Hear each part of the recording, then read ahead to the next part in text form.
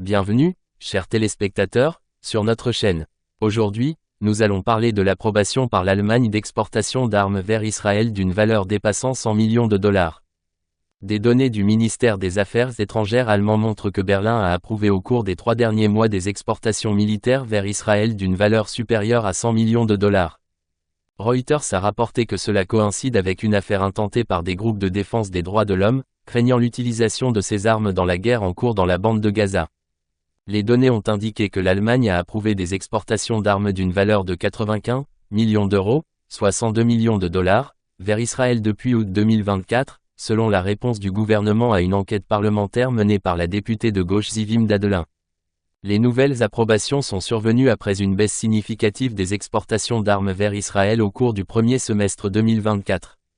Le Centre européen pour les droits constitutionnels et humains a déclaré avoir déposé un recours auprès du tribunal administratif de Francfort au nom d'un résident de Gaza, cherchant à arrêter d'autres exportations d'armes. Le recours affirmait que les armes allemandes contribuent à nuire aux civils à Gaza. Le plaignant dans l'affaire, un résident de Gaza qui a perdu sa femme et sa fille lors des frappes aériennes israéliennes, affirme que les envois continus d'armes mettent en danger sa vie et celle des autres, appelant l'Allemagne à cesser d'envoyer davantage d'armes.